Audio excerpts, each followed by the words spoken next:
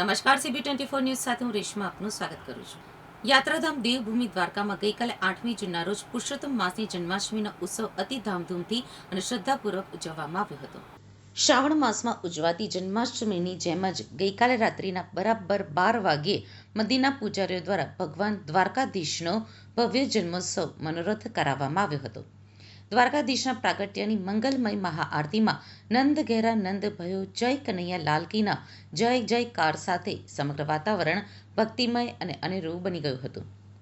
જન્માષ્ટમી ઉત્સવના પાવન પ્રસંગે ગઈકાલે દ્વારકાના એક જાણીતા ભક્ત પરિવારના વિશેષ સહયોગથી ભગવાન દ્વારકાધીશ સમક્ષ ભવ્ય 56 ભોગ મનોરથનું આયોજન કરવામાં આવ્યું હતું, જેમાં ઠાકોરજીને વિવિધ પ્રકારના અન્નકૂટ અને વાનગીઓ સોના ચાંદીના વાસણોમાં સજાવીને ધરાવવામાં આવી હતી, જેનો દર્શન લાભ લઈ ભાવિકો ધન્ય બન્યા હતા.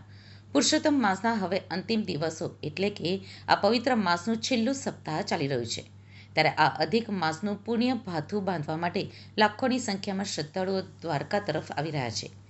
ભગવાનના જન્મોત્સવ દર્શન માટે ઉમટેલી ભક્તજનોની આ વિશાળ ભીડને ધ્યાનમાં રાખીને દ્વારકાધીશ દેવસ્થાન સમિતિ અને પોલીસ તંત્ર દ્વારા યાત્રિકો માટે સુચારુ દર્શનની વ્યવસ્થા ગોઠવવામાં આવી હતી. દેવભૂમિ દ્વારકા જિલ્લાના કલેક્ટર અને જિલ્લા પોલીસ વડા જયરાજસિંહના સીધા જ માર્ગદર્શન હેઠળ સમગ્ર સુરક્ષા અને દર્શન વ્યવસ્થાનું સંચાલન કરવામાં આવ્યું હતું.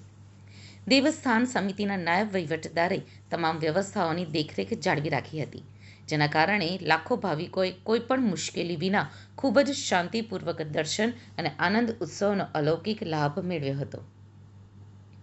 જ્યારે આ દર્શનાર્થે આવ્યા છે ત્યારે હું ભગવાન કૃષ્ણના ચરણોમાં પ્રાર્થના કરું છું કે દેશના યશસ્વી પ્રધાનમંત્રી, વિશ્વના સૌથી લોકપ્રિય નેતા આદરણીય પ્રધાનમંત્રી નરેન્દ્રભાઈ મોદી સાહેબના જ્યારે પ્રધાનમંત્રી તરીકેના સૌથી વધારે નિર્વાચિત પ્રધાનમંત્રી તરીકેનો કાર્યકાળનો રેકોર્ડ થઈ રહ્યો છે, ત્યારે ઈશ્વરે એમણે ખૂબ શક્તિ આપે. દેશમાં જે પરિવર્તન આવ્યું છે એને હજુ પણ ભગવાન દ્વારકાધીશના આશીર્વાદ મળતા રહે.